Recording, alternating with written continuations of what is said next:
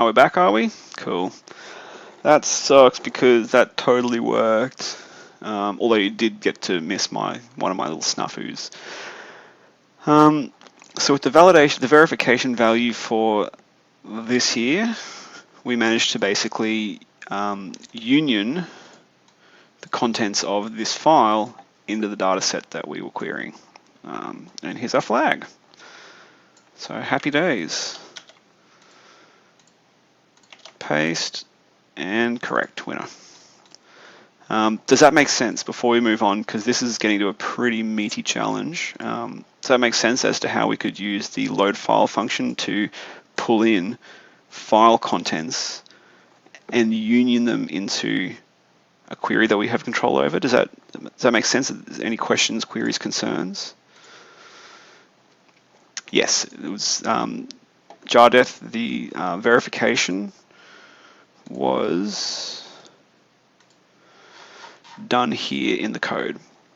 Basically, so we've got this search form, and on submit is returned false. There's a button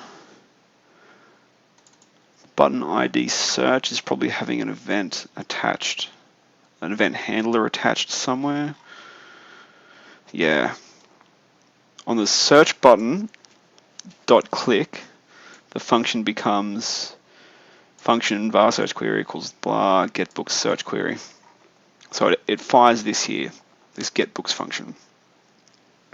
As part of that, it does var verification equals MD5 search query. This MD5 function, it's probably coming from md5.minified.js. We've got this JavaScript file coming in because JavaScript doesn't have MD. You don't get MD5 for free for JavaScript. You've got to actually have a library to do it for you. So the code was doing verification equals MD5 search query.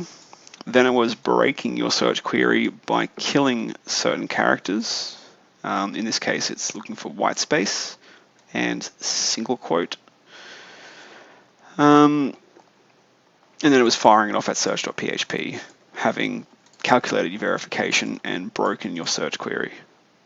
So all I was doing was using the JavaScript console to just fire off arbitrary MD5 sums using the library that got brought in. So I calculated the MD5 of my attack payload, grabbed that, and pasted it there. Is all the verification was.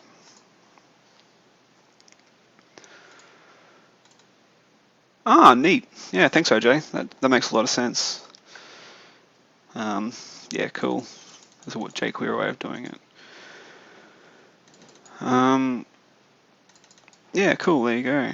Burp can let you strip those two stripping lines in the. Yeah, I did. That was one of the ways I thought of doing it, which was to dive into proxy and then go to your find replace. I'm not going to click find replace because I don't know what I last find and replaced for. Let me just quickly turn the stream off and check to see if it's clean.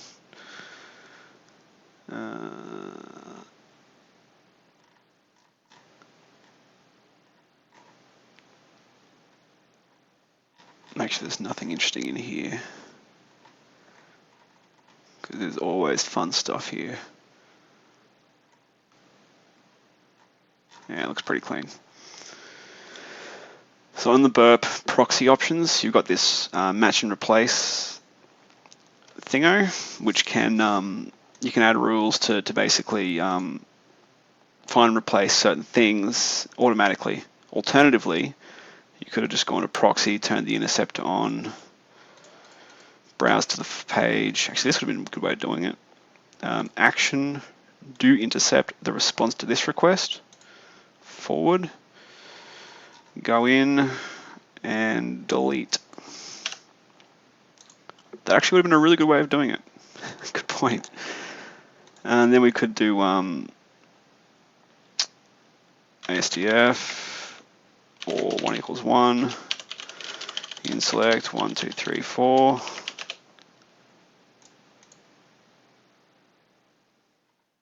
There we go. Do 1 equals 2. Gets rid of the bulk, and instead of this 2 here, could have done our load file. Default var HTML flag.php.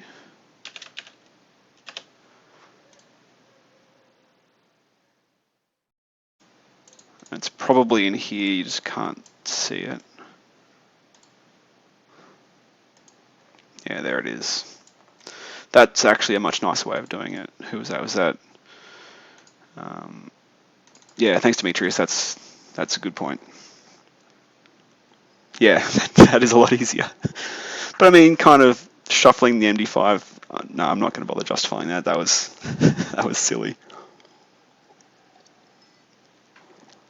So I was thinking I'd have to write a regex for it. I'm like, I ain't doing no shit regexes.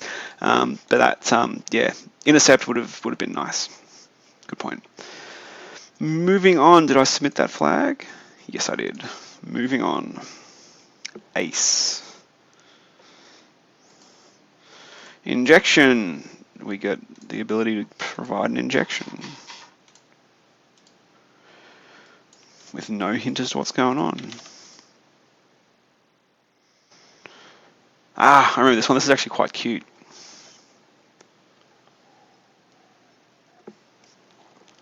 I'm guessing we have to basically satisfy these three conditions. So we do select success from dual where 0 equals ASTF, and it came up red, which I'm guessing it either syntax errored or wasn't satisfied. We can do, what if we do where 0 equals 0? Yep, okay, so that worked.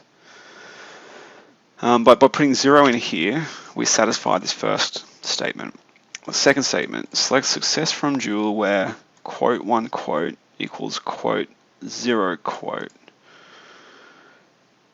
Well, I mean, for this first one here, we can do semicolon dash dash space dash, kick off a comment. And that's still satisfied. And if we look down here, we've got where quote 1 quote equals quote 0 semicolon dash dash space dash. So that's just a string. That comment dash dash space dash got trapped inside a string. So we're still in a string there. And we can provide probably some sort of SQL injection to break out of this single quoted string. And it's not going to invalidate our success here because we're in a comment. We can put whatever we want. We can go ASDF. And that's still fine. So what we'll do is we'll go paste that. We'll do a single quote to break out of this single quoted string here. Space or 1 equals 1. I'm just going to copy that real quick. Okay, so we satisfied this one, but this one wasn't happy. Because we've still got this single quote hanging around on the end. Semicolon dash dash space dash. Copy that. There we go. The first two are satisfied because here we've got 0 equals 0, then a comment, so it just drops all the rest and ignores it. Here we've got quote 1 quote equals quote 0 garbage garbage garbage garbage quote. That returns false, or 1 equals 1 returns true, and then just comment out the rest. But this down here is not happy. We've got double quote. That's not single quote. It's actually a double quote. If we highlight carefully, we'll see it's a double quote. So we've got double quote 2 double quote equals double quote nonsense double quote. Okay, that's all one big string as well. Let's just go and paste what we had before. And I mean, we can, as before, we can go SDF. I'm going to copy that. Oop, nope. Make sure I've got a copy of that before we continue. We can put whatever we want because these two are commented out already. You know, this one got commented out as of back here. This one got commented out as of all the way up here. So we can go and dash dash space dash double quote to close off this double quoted string, or 1 equals 1, kick off another comment, submit that, and we satisfy all 3 queries, and we get a flag. So that one's pretty straightforward. Any questions, queries, concerns about that one? Or is that makes sense? Yeah, simple, but that's actually really quite cute. Was there a similar thing in Rocks? Was it, OJ? Didn't make it to Rocks last year.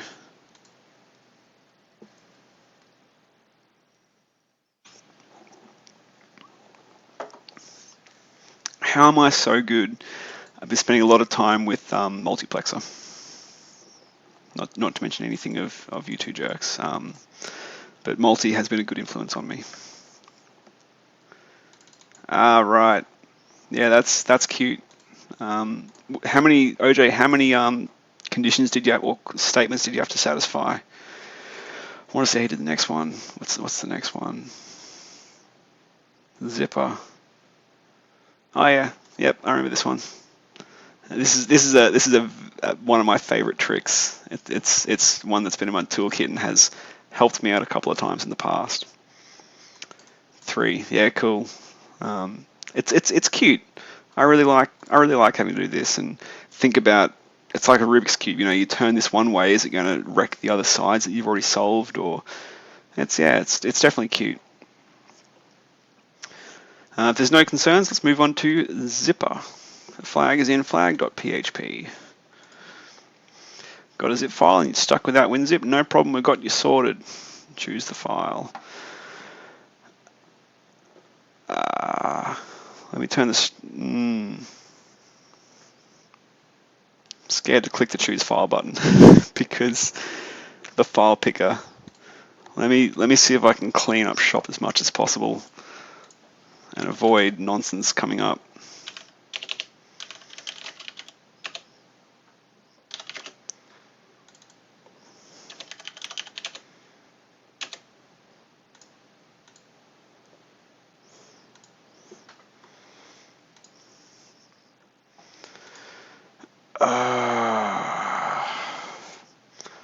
My file picker is insisting on defaulting to the recent.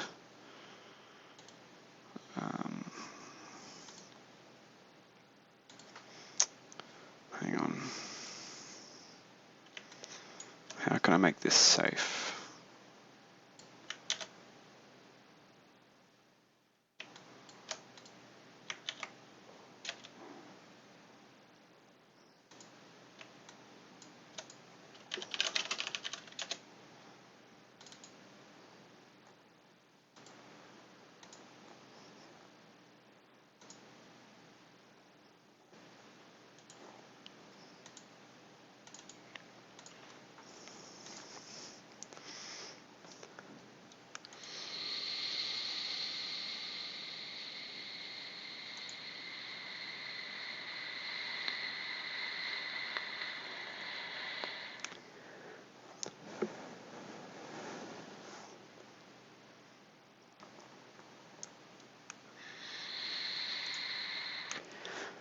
Yeah, I'm scared of this challenge.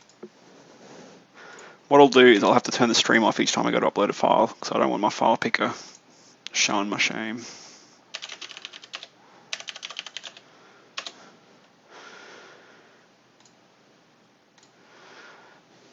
I did close it, didn't I? I'm paranoid now. So this is a web app. If you've got a zip file, you're stuck with that WinZip, no problem, we got you sorted. You can pick a file and you can submit it for unzipping. So let's zip up. Zip-h. How do you use zip? Zip file, list. Zip issue.zip. It's the issue. Unzip issue.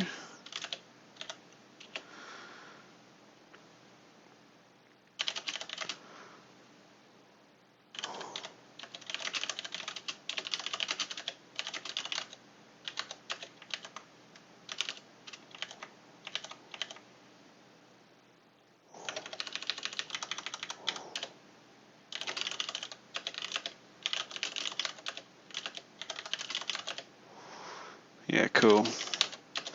So I'm going to upload that file.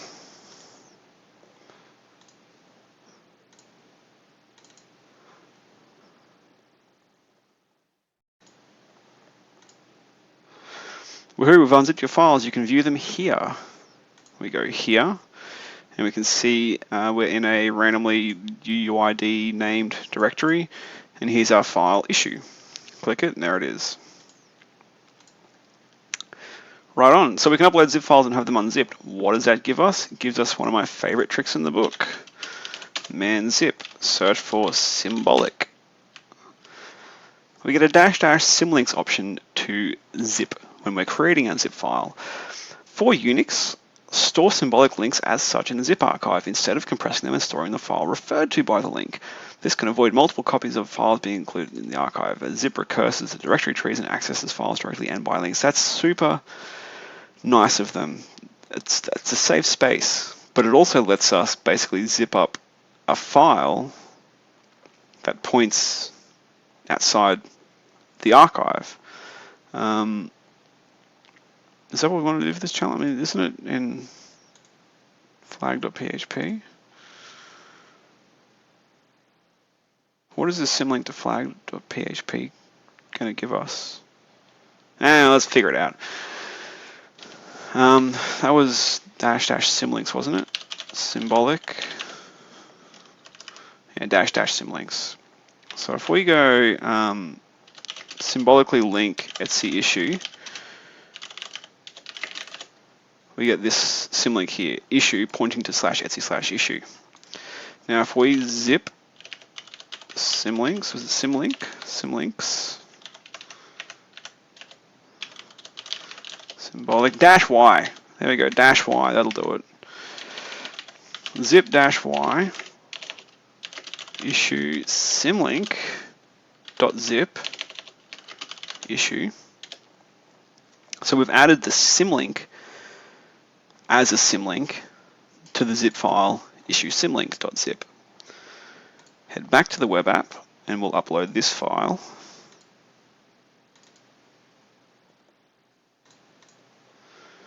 Send her up. We've unzipped your files. You can view them here. We get this file. Looks like it's issue. This time it's Ubuntu. I mean that's not my issue file. Because my issue file looks like this Debian. This is actually on the server. So we've got the ability to basically traverse to anywhere on the file system and read any file we want, all because the application is unzipping the file that we give. It'll unpack a symlink and allow it to point to anywhere we want it to on its file system, which is super neat. How are we going to use this?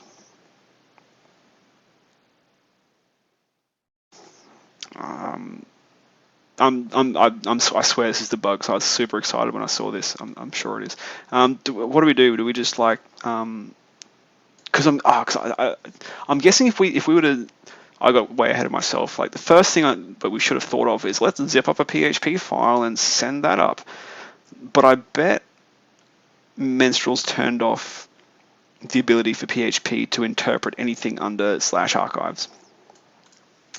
And I'm sure that the first thing we were supposed to do is vim info.php, php info, can't type php info, zip info.zip info.php.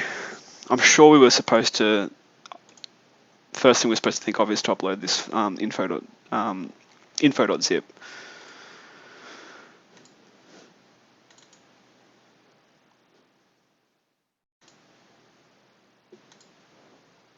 So here's the files.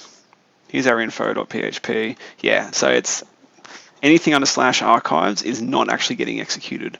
So what if we were to zip up a symlink to the flag, send that zipped symlink up to the server, have it unpack it into this archives directory. Thankfully for us, when we then browse to it, the server's going to go, ah, you're trying to open a PHP file under archives. I know what you're trying to do. I'm not going to execute it, which is going to then work in our favor because it's going to show us the contents of flag.php instead of executing it. That's probably what we have to do and why we have to do it with a symlink. Where do we think the file's going to be? I should probably just write it down. Here. Thankfully, I've already got it written down. Super neat thing on Unix, you can just do symbolically link a file that doesn't exist on my file system. Actually, we don't even need to call it flag.php. Call it flag.text. Even better. So we get this broken symlink here. Flag.text points to the non-existent file on my file system var www html flag.php, but it doesn't matter. It still exists as a symlink, and we can still zip it up. And because it's flag.text, it'll super duper make sure it doesn't get executed when we browse to it.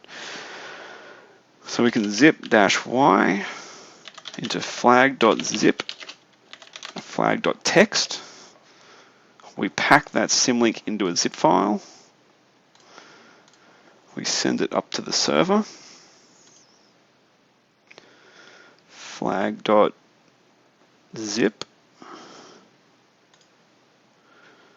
Send it up.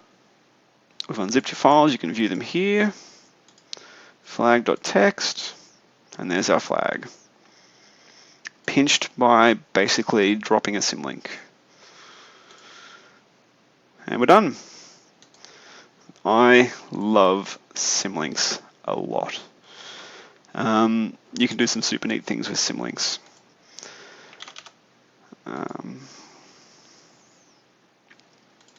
Yeah, there you go.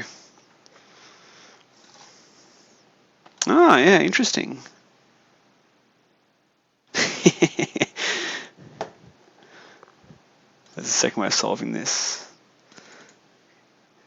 Yeah, Menstrual, can you drop a htaccess and then turn PHP back on?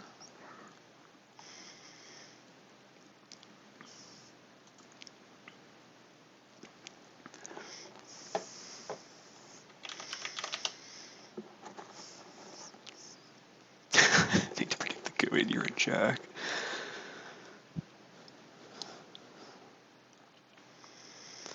There's a lot of stuff. You guys got chatty real quick, didn't you?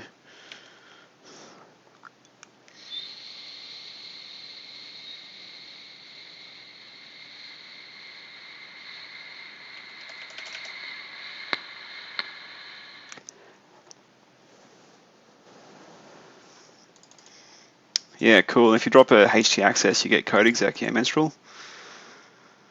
Can I demo htaccess? Brr.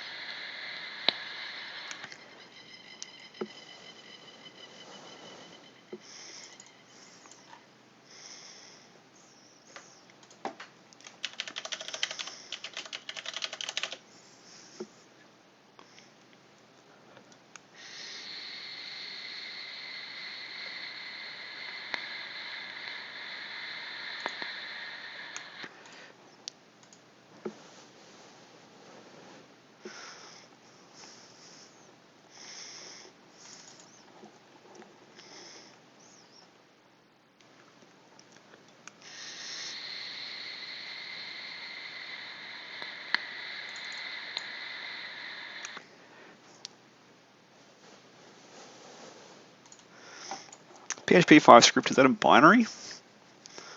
Or an Apache built-in type thing?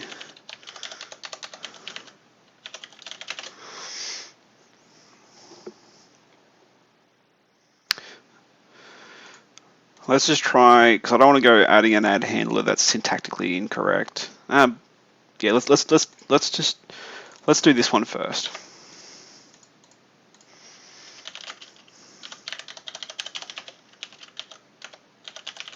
Turn it back on.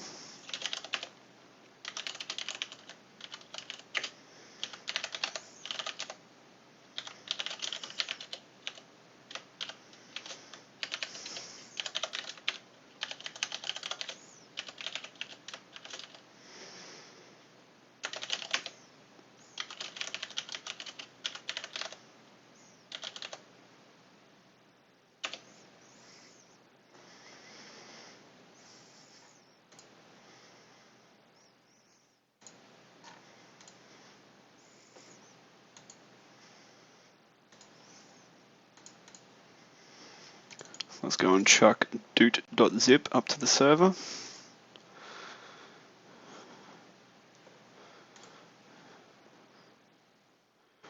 htaccess, I'm guessing, gets hidden. I'm hoping it's still there. And that did not execute.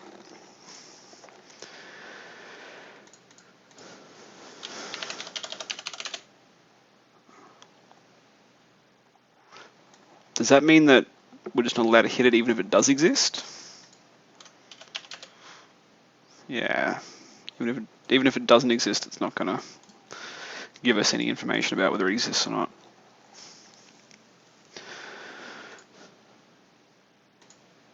Maybe we just add the handler back. It needs to be in a directory inside the zip. It deletes it. Okay, cool. Thank you.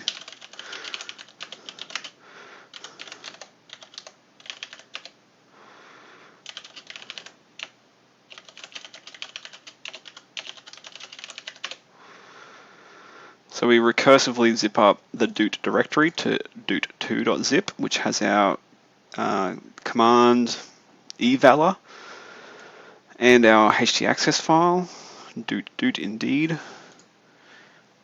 Let's send that up. I swear one time I'm going to forget to turn the stream off, or I'm going to misclick, you're going to laugh at me. doot2.zip, send. Doot. htaccess still doesn't come up, but hey, c.php looks like it actually executes this time, so we don't get our text back. Question mark c equals php info. There we go. We've got a little PHP shell here. We can execute arbitrary PHP code. There we go. We can execute shell commands.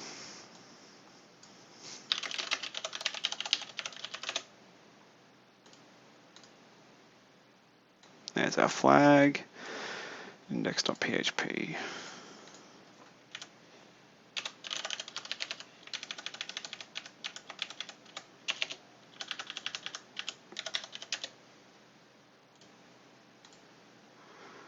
To do add a flag file.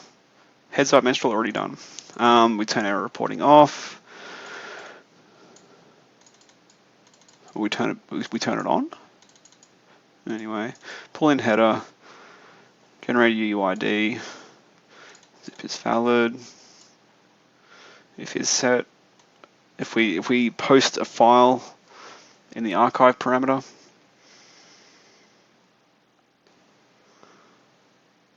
zip file equals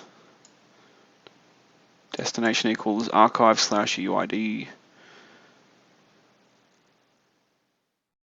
We make the directory.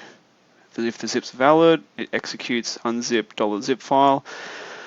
And $zip file is the temp name given to the zip file. Otherwise, if we could have controlled this file name, we probably could have gotten shell injection straight away. Dest, we also don't control, it's just a UUID gen, so we don't get shell injection here for free. We've got to do the hard work.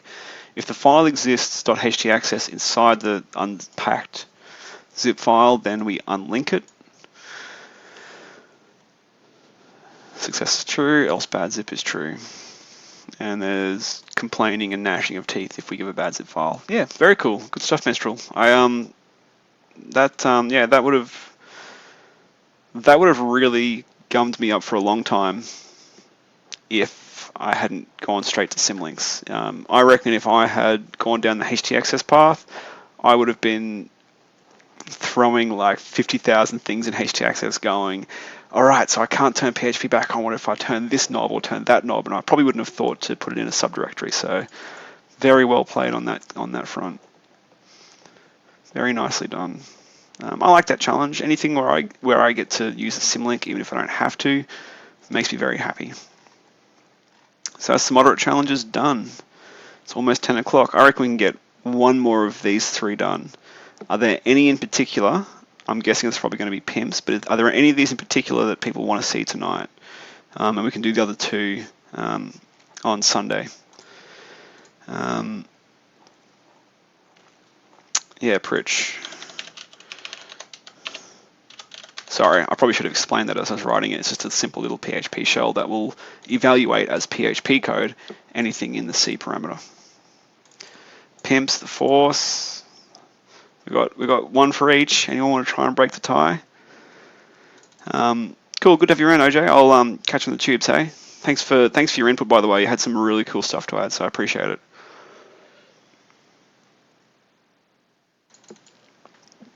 Anytime, good to have you around.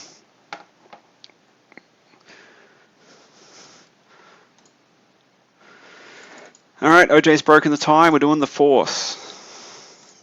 Sorry, who wanted pimps? Sorry, Demetrius. The force stumped me. Okay, we've got a lot of people wanting the force. Hi, Multi. Good to have you around. Let's do the force. No brute forcing is required to complete this challenge. Oh, this is the one that had OJ and I stitched up for quite a few days. This was painful. This was really painful. Good way to end the night. The force. This is not the lamp you're looking for. OJ and I turned over. We knew this was a hint. Menstrual told us it was a hint, and we agonized over it, trying to get to the bottom of what it meant. We also thought the force might be brute force, so we brute forced the crap out of this before we were told to stop doing it. This had us bleeding. Let's register for the force. Username, Justin Stephen, password, super strong ASDF. Hooray, you've got an account. It's not the lamp you're looking for. Hello, Agent TJS. You're a member. You've got settings, a resume uploader, and the ability to log out. Let's have a look at settings. Let's have a look at the resume uploader. The resume uploader is offline to non-admins. Boo, close that. Settings. This was not here at first. This was basically what got me over the edge. Once this came up, the challenge fell pretty shortly after, because I was complaining to Menstrual that this is stupid hard, that Menstrual's stupid, and I hate everything he is and what he stands for. And then he threw me a bone with this ID, and this was really the key for me. And this is what I think makes it a fair challenge, because before this I was just shooting in the dark. The other thing that Menstrual told me was that the login form was vulnerable to something. So I was told that this was interesting, but then this made the hint make sense as well. So let's just pinch a copy of this real quick. This is my ID. There are many like it, but this is mine. And that's for TJS. We can change our settings, we can change our password, we can change our first name and last name. I'm not going to mess with these too much because they ended up not being interesting for me. But this ID, and once I saw the ID was there, I'm like, yeah, OJ, what's your ID? So-and-so, what's your ID? I'm going to create 5 more accounts and have a look at all the IDs. So let's register for a second account. Register TJS2 ASDF. You can log in. TJS2 ASDF. Settings. Pinch the ID.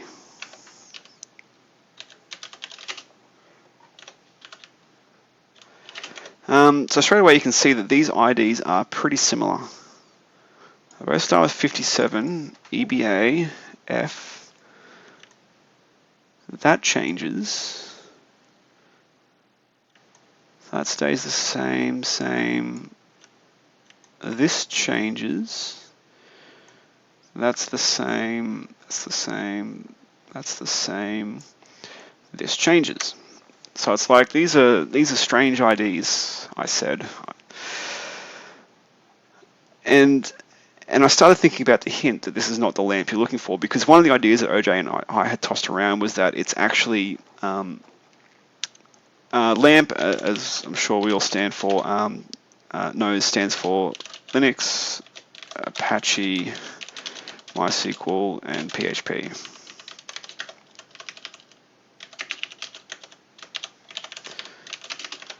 So we were thinking that maybe one of the things in the stack powering this application was not LAMP, or it wasn't the LAMP you were looking for, or it wasn't the LAMP you expected it to be. So we're thinking, is this Linux? And we decided that yeah, it probably is. I'm pretty sure this is a DigitalOcean IP address. We decided, yeah, this is almost certainly Linux. We were thinking, is it Apache? And it's like, well, the server, that's not the same challenge. The response headers tell you that, yeah, it's Apache 2418 on Ubuntu. If you go to an invalid page, nope, not Debian. Nope. Then we got the error page that looks pretty reminiscent of Apache. If we went to /server-status, we got, you do not have permission to access server status on this server. Server status is a Apacheism. And so all these things kind of made us go, yeah, this is Apache. Either that or Menstrual has gone to a lot of effort to make it really smell like Apache. So we decided, yeah, it's Apache. Then we thought, is it MySQL and is it PHP? I mean, all the files end in .php. There's no response header telling us it's PHP. I don't think we really kind of played too much looking for, is that new, Menstrual? And is that new? And is that new? Was it always that, or have you changed that to be another hint? Let me know if that was always there, because if that was always there, I'm quite upset now, because that should have been hint enough. I just wasn't cognizant of what it could have meant.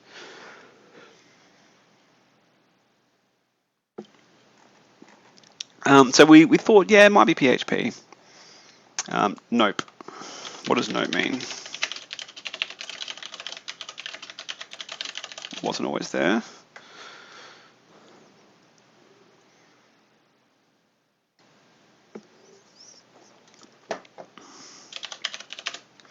All right. That's a learning lesson for me. Mind you, now that I've completed this challenge, that actually speaks to me. But before I had solved the challenge, that didn't really jump out too much to me at all. But now I know. Justin from the future.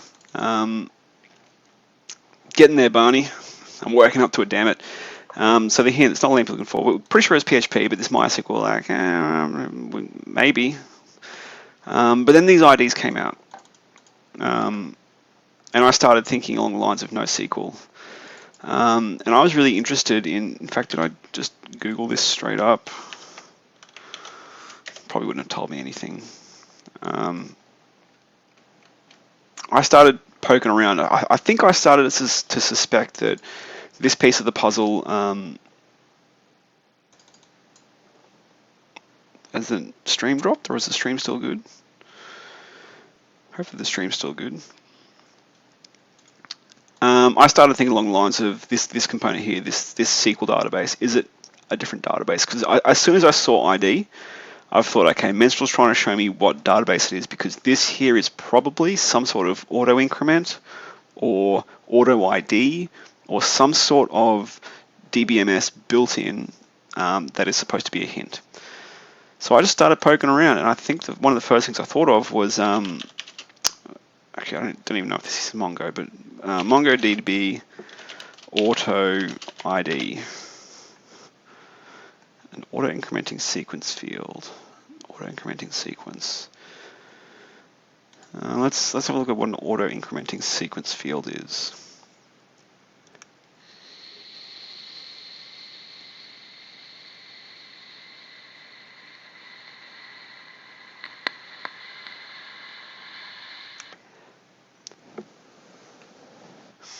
So I started poking around here, and I think I saw object ID. I'm like, okay, object ID, let's come back there.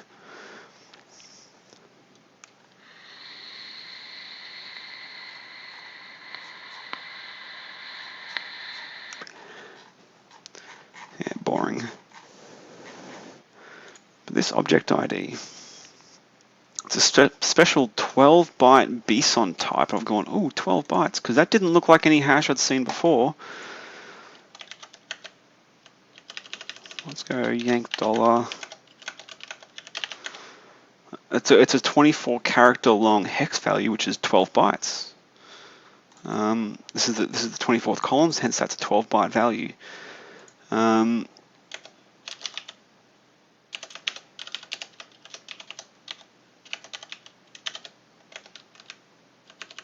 There it is. 12 bytes. I'm like, okay, cool.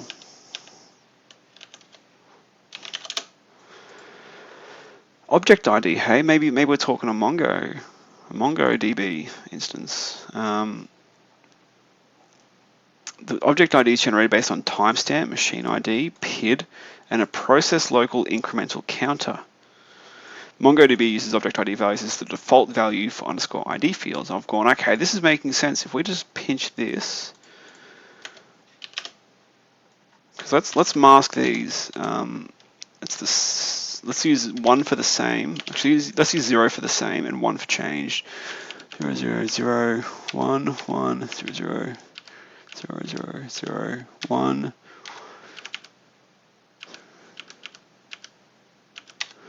Yeah, if we kind of mask out which of the nibbles changes between one ID and the other, we can see that only a few of the nibbles, and hence a few of the bits have changed, which makes sense if it's broken up into timestamp. That's going to be, a little bit off. It's probably not these here. That's only 2 seconds apart, I'm guessing. But like 67, probably not. 279D. What's OX9D minus OX27? 2 minutes worth of seconds. Like maybe this here is the timestamp, which we can see has increased by 2 minutes between accounts. And then the rest is made up of PID and a process local incremental counter. Like that would explain the difference here, maybe different process, different child got spawned in Mongo to do stuff and create each record. Process local incremental counter. Yeah, cool. That would explain the differences between the two IDs, and it would also explain a lot of things about the ID. They're 12 bytes long. So I started thinking this is Mongo. And I started just going, okay, cool. Mongo injection, because this was all totally new to me. I hadn't done NoSQL injection before. So this is me actually trying to, did I just have a doot? Thought I saw an alert. This is me trying to replay my thought process. I'm like, okay, Mongo injection, NoSQL injection is actually totally new to me. So I started reading and started injecting into these like eval type fields. If there was string concatenation, I started doing double quotes and all sorts of nonsense in the username, in the login. Didn't get me anywhere. This didn't get me anywhere. Injection payload word list. So I decided Java. I think I played with JavaScript injection for a bit. Didn't get me anywhere.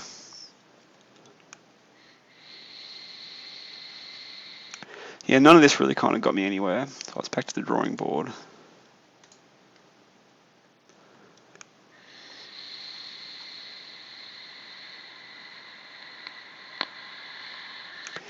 I played with NoSQL map for a bit, but it didn't get me anywhere.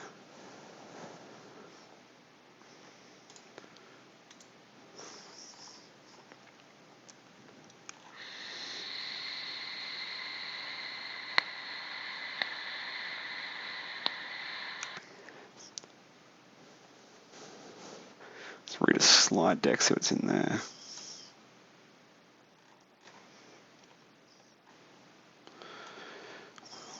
Was it mentioned in here? I'm trying to find what put me onto this, the particular issue.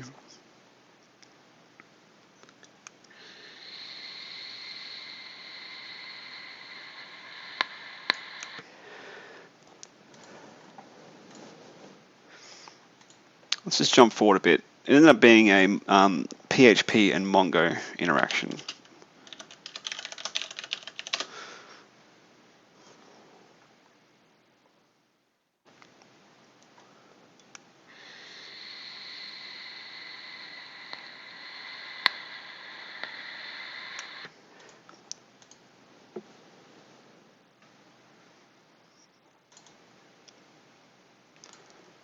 Yeah, this was along the lines of what I started to actually have some success with. The following script selects an item from Mongo where the username equals Bob and the password equals password. So we do $collection, we access the find method, we pass it an array where the username element is a value and the password element is a value, which is equivalent to SQL of select star from collection where splat and splat.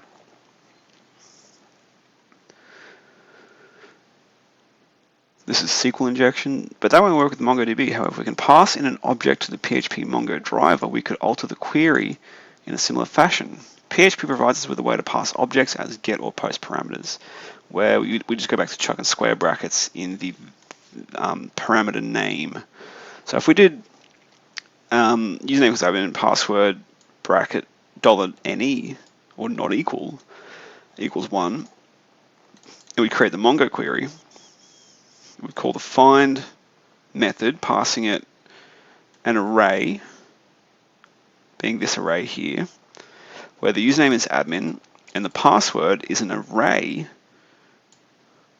with the $NE element being 1. So you can actually kind of nest an array within the array that gets passed to this find method, which is equivalent to the following SQL statement, which unless the password is 1, will always return true. So by sneaking in some square brackets with $NE equals, we can start to basically negate the password query operator, which is starting to sound very interesting. Make sure your variables are properly typed before they're passed to MongoDB. The following code is not vulnerable, where you basically just cast all the things to string. Okie doke. Let's play around with this sort of pattern on the login page. So we log in as our TJS user with an invalid password, and we don't get let in. Send that to the repeater. And following the pattern we've learnt about, where you just go and basically chuck a bracket $not equals bracket into the parameter name, because if we send this, we get a 200 for an incorrect username or password. But if we throw this $not equals magicness into the password parameter name and send that, now we're saying where the username is TJS, but the password isn't HJKL. We get a 302 sending us to index.php. We've probably just basically blessed this PHP session ID, or this PHP session, with having logged in as TJS with the wrong password. So we can basically, as long as we get the password wrong, log in as anyone. So let's just test this. Let's go to the login page. Yeah.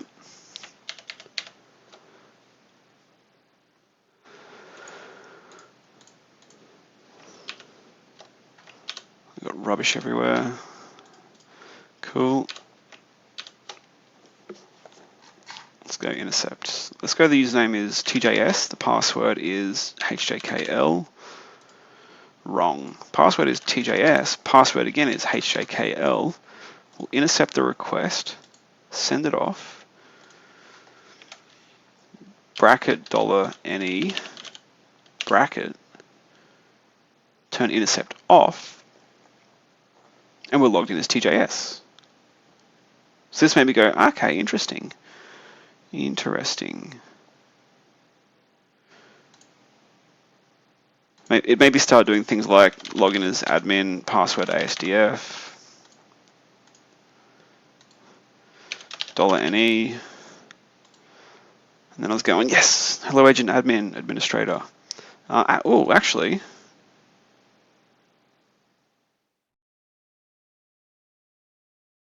has that changed, Minstrel? I swear that's changed because admin didn't used to be an administrator. Admin used to be a pleb user. Tell me that's changed. Because I had to do a whole bunch of other nonsense to find out the user that was an admin, and they had a stupid random username. No, that shouldn't work. Yeah, that seems odd to me as well.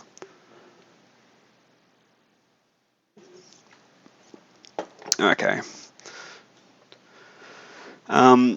Is there another admin user?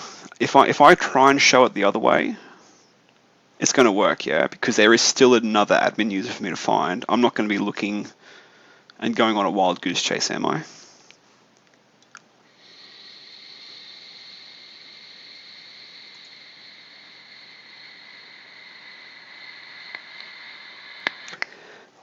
Yeah, you confirm it. I'm going to take a bio break. I'll be back in a second.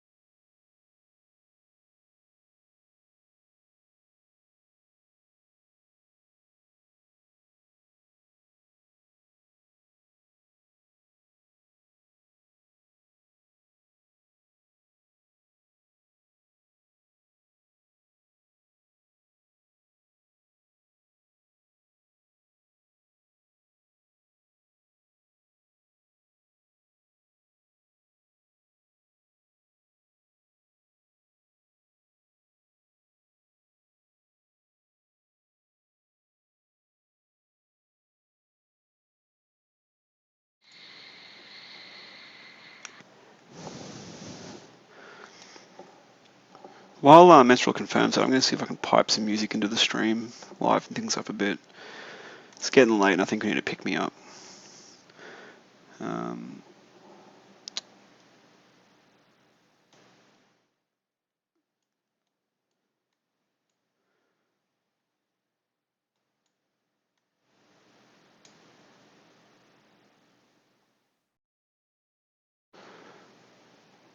How do I do this again?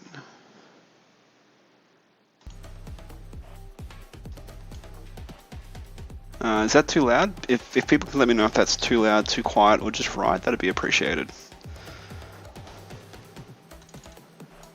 Okay, delete your session. If someone, yeah, could holler if that music's good, that'd be great.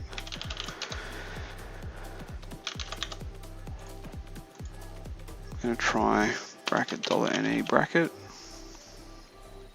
Okay, so that admin account's been deleted now. It's all right, a little bit quiet. I'm just gonna turn it up a little, and yeah, let me know if that's no good. So Minstrel, too low. Turn it up again. I know there's lag, but if it's too low, I'll turn it up a bit more. Minstrel, you're telling me that there is definitely another admin still to be found, yeah?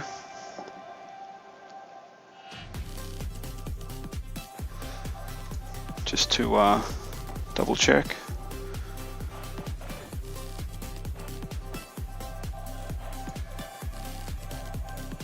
I'm going to wait to hear back, but I'm going to start working on it. So I started playing around. I started going, username is A, password is A. Let's turn the intercept on, and let's go the password is $ not equal. Let's go the username is $ less than A, and start to just kind of look either side of the letter A and see if we can enumerate usernames. First go. That did not work first go for me last time. I was having to do things like, I was kind of just going like, let's pick a G, roughly middle of the alphabet. Password is some nonsense. Submit. Let's go, username is $ greater than. Password is $ not equal.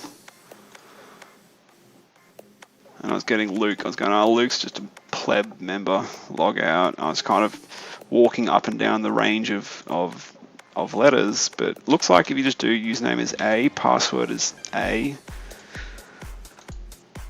Let's go. The password is $ not equal. The username is $ less than. And there you go. This is the admin's username. That was a complete fluke, by the way. I forgot that it was basically a hash that starts with a number, hence why it's less than the letter A. So that was a total fluke, but that took me 5-10 minutes last time to actually navigate up and down the range and try to nail it, but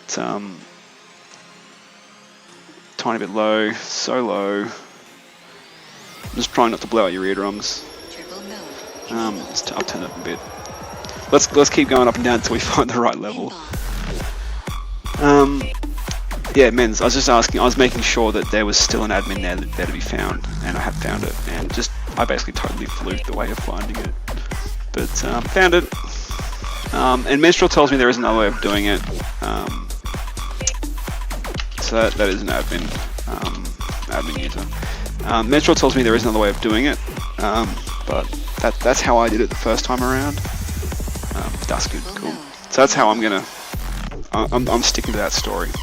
That you just basically navigate up and down the range of users using less than and greater than until you find it. I'm not sure if there's a way of basically doing like a union style query.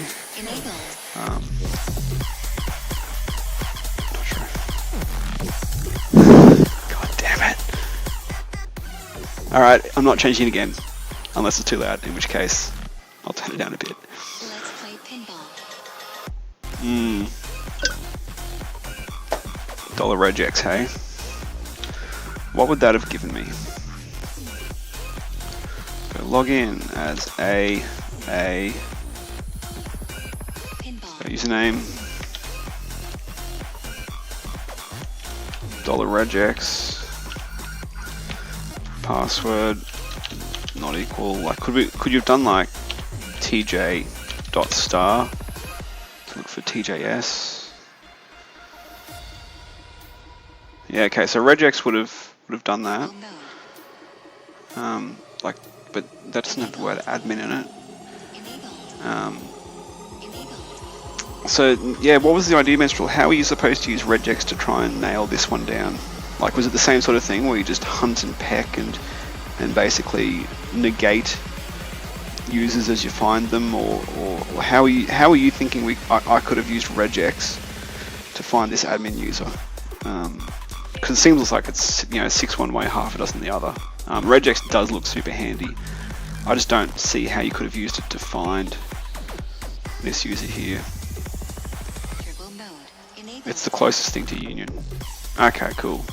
Yeah, I'm guessing you could have set up a script that would basically keep on smashing out regexes to slowly walk the range more efficiently than just using less than and greater than. Yeah, cool.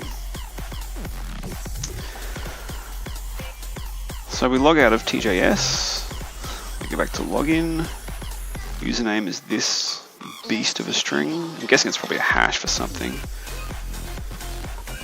Password is $not equal to ASDF,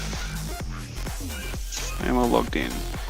Settings, resume uploader, ping, so we get 3 pages here. Settings looks kind of boring. It's the same sort of stuff we had before, and I'd already kind of played with these to death. And I already knew about ping. I'd found it with GoBuster, but you're not allowed to use it unless you're an admin. But this kind of tickled me because this resume uploader I hadn't been able to get to before. So we can upload a resume, docx files only.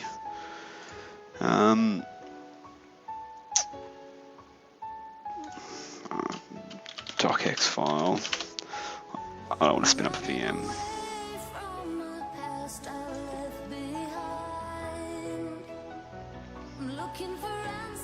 Cool.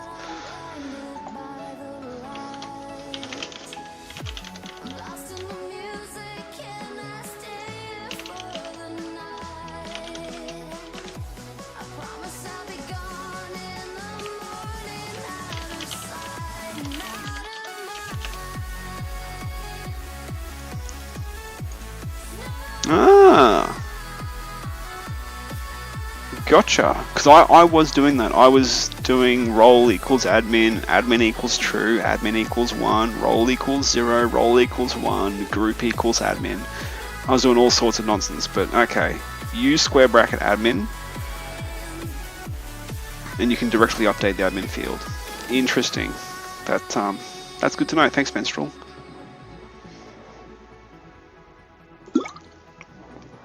So I've just downloaded a demo.docx file. I don't know what's in it. It's apparently the Caliber, which is an ebook reader. Let's look at the cache, or let's look at it as HTML.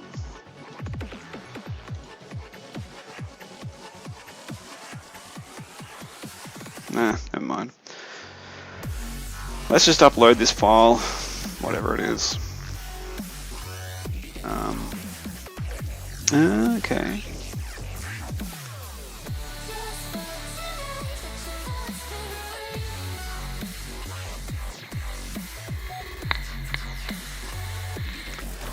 Gotcha. Makes sense. Yeah, cool. I haven't done enough. I haven't done as much stuff with NoSQL as I should. That makes sense. It seems like this is a very PHP centric issue as well, in that you can kind of coerce your get parameters, your post parameters to actually be objects such as arrays rather than just strings. Does anyone know if you can do this sort of shenanigans? For example, Burp Suite Pro is like $500, I think. The free version of Burp Suite lets you do a lot of stuff. Lets you do basically everything I've done tonight. What the free version does not give you is the intruder, which is super nice at like smashing out a particular parameter over and over again with different payloads. The scanner I think might be like, do I even have a scanner? Yeah, scanner.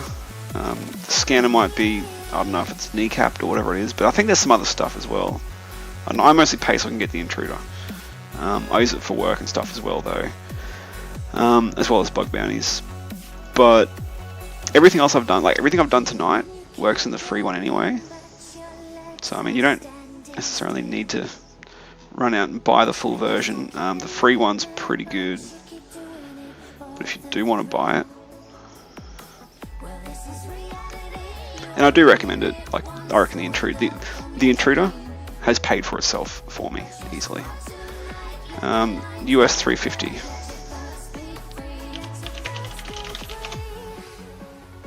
So yeah, about 450.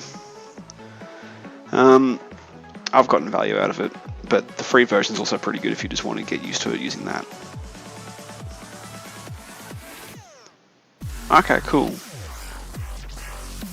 All the sounds like the hipster stuff does it as well. Yeah, Ray-Bangs. I mean, give the free one a go before you go out and pay for it. But yeah, as I said, like if you're getting spun up on bounties, you'll probably find that intruder will pay for itself sooner or later. Yeah, cool. Thanks for that, Minstrel. Let's upload this docx file. I don't know what it is, but let's. No, I'm not. I tried using it a couple of years ago. I'm a big fan of open source. I'm a huge fan of open source software. But OWASP Zap did not tickle me. And OWASP Zap is a lot more Java-y than Burp, I think. Like, Burp's written in Java, but for me it hasn't been too bad. There's some weird things about it, and some Java-isms that I hate. But Zap just... It's been a couple of years, but Zap had a few, more than enough quirks to basically make it a non-starter for me. I can't remember what they were, but they were horrible for me. Let's upload this demo.docx file to the resume uploader. Let's see what we get. Oh yeah, ping. Let's have a look at ping first. The source is available. Usage is ping.php question IP equals IP. So we've got this: if server remote address is not equal to 127.0.0.1, then die. Otherwise, IP equals get IP. If not, preg match. If it doesn't look like an IP address according to this regex, which is anchored to the start of line, the end of line, then die. Otherwise, classic shell injection. When I saw this, before I was an admin, I could see the bugs straight away, but I couldn't access it. And even once you are an admin, you know, question IP equals 1.1.1.1 tells you to go away because you're not 127.0.0.1. So you can't use this file just yet, but it's there. We'll keep that in mind. Let's upload. It was bound to happen. I don't think there's anything interesting there anyway. Let's upload that docx file. Yeah, no, nothing interesting there. Whew, gets the heart going, doesn't it? Let's upload the demo.docx.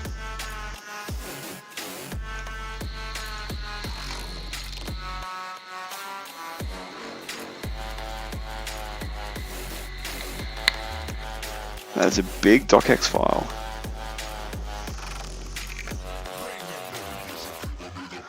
I'm going to need to spin up a VM and make it simpler. Oh, there we go. Thank you. Demonstration of docx support in Calibre. We're processing your resume and someone will be in contact shortly. Blah, blah, blah, blah. Have I like broken... Yeah, I've totally broken this script by the looks of it. But this is interesting, you know. This page it looks like it's actually parsed the docx file and pulled some text out of the body and sent it back to us, which is interesting. The web server is parsing a docx file because that sounds like it's a squishy area to explore, and I bet you're laughing at me.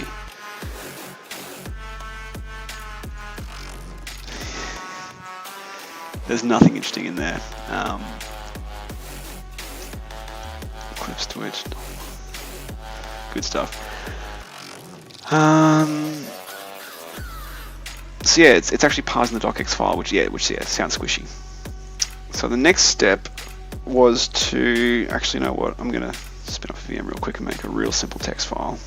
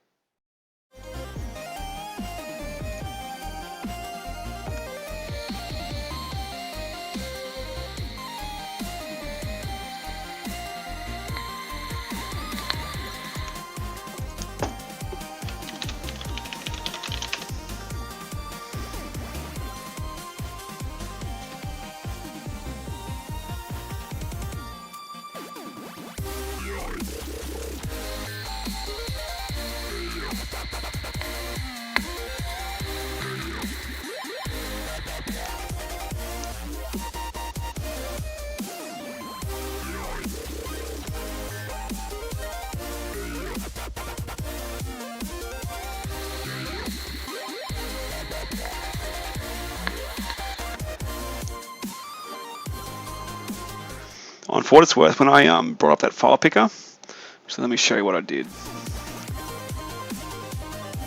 I didn't click the choose file. I clicked out here somewhere, and apparently that was enough to count as a click on this form element, which I'm guessing, yeah, didn't choose file for me. So thanks, Chromium, jerk.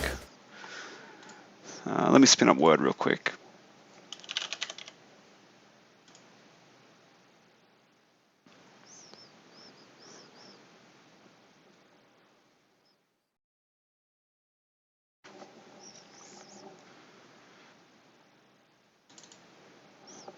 Alrighty, blank document.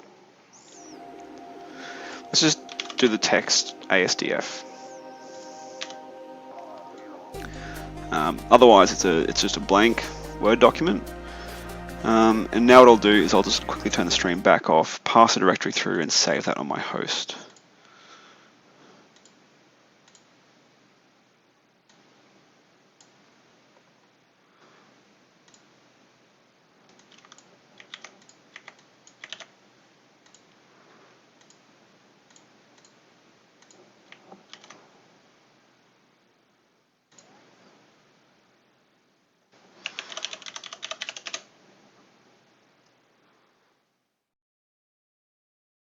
Come on.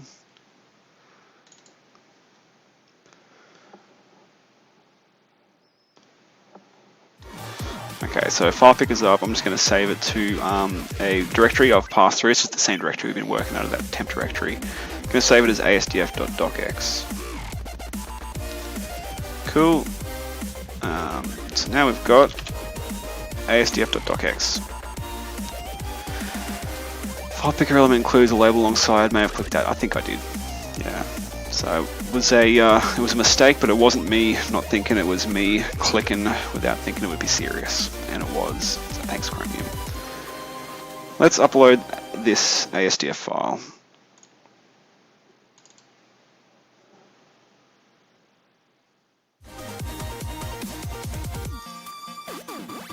Thank you, ASDF, for processing your resume, and someone will be in contact shortly. Okay, so now we've got a smaller file to work with, but we can see that it's pulling out that string ASDF. Let's have a look at what a docx file looks like.